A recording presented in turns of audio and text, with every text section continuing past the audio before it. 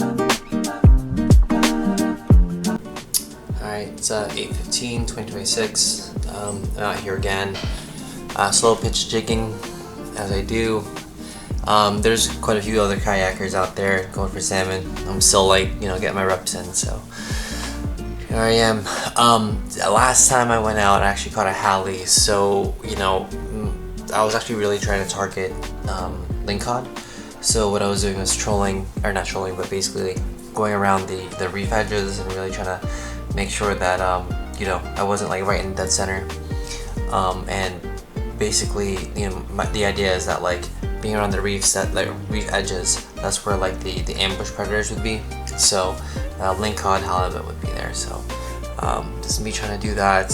As I do try to do that, though, I catch quite a few rockfish. So you're trying to see me catch a couple rockfish, and then I eventually hook up to Lingcod. Enjoy.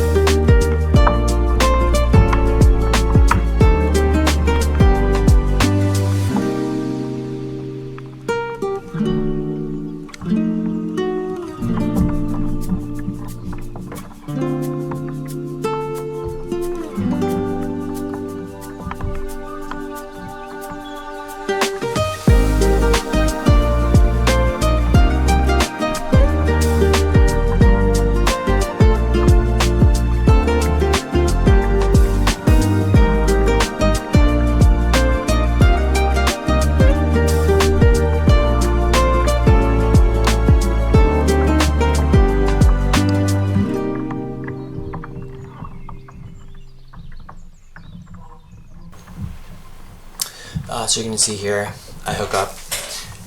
It ends up being another brown rockfish. Good fight though, but unfortunately it's not what I was targeting today. So you'll see me. I'm gonna take this guy and I'm gonna flip him up over the yak and just try my best not to touch him because I am not planning on keeping him. So you see, I try to take out my pliers right away, put him over, and just try to grab the hook as close as possible to the end, and then just kind of flip it over and try to get him out. After I hook up here, I think I probably need to move a little bit. I'm probably too close to kind of where the rock is and need to go to the outer edges. So you'll see me kind of move positions and I get more luck.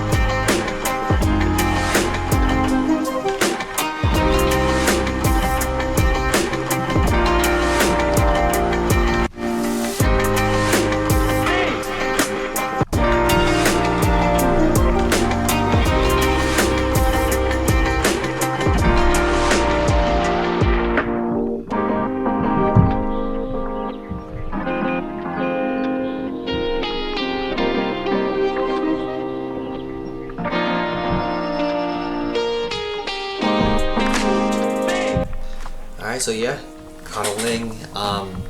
you saw me in my technique, right? I'm using a slow pitch jig, so you see me kind of bring it up and down. It's very different from a regular fast jig. You'll notice that I'm actually like letting the jig kind of like stay down there for a little bit, like keep my rod tip down. That's because a lot of the action that like tempts the fish like happens like during that kind of downward pause. Like the action actually like makes the jig actually go horizontal. You'll notice I'm also like releasing this guy. Fortunately, yeah, he's undersized, 22 inches minimum. So here's me kind of navigating sometimes get it out. But yeah, ended up getting him back in there. Yeah, it was a fun little fight, but not big enough yet.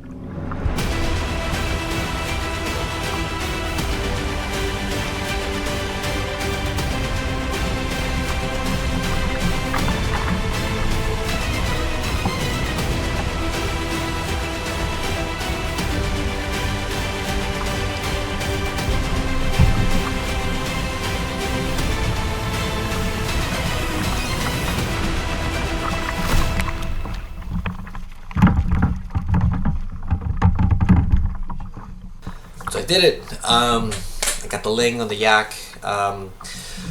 Felt really good because actually, like last time I went out, I was targeting Lingcod, ended up with a heli, which wasn't mad at, but super happy I caught this guy. You know, it was the first time I actually used this this net to actually catch anything. So that was really cool too. So a lot of firsts today.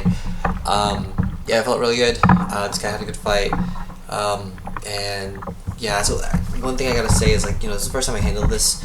I knew that you know, it had really big teeth, and you know, you definitely won't want to put your hands in that mouth. So and you have to actually grab it like under the gill plate, which I ended up doing, and that's the best way to handle it. One thing I did try to do here that I had trouble with was like try to like if you're gonna be using a what is it called, like try to like bolt it in its head, right? Try to get a little sharp knife or something in its head.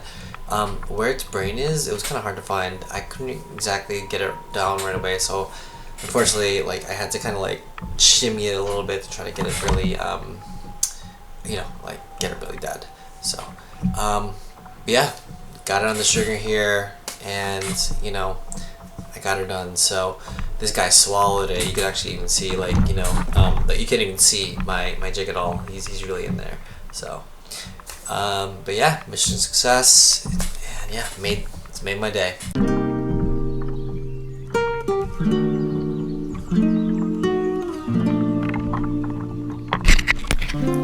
Thanks for watching. Have a good one.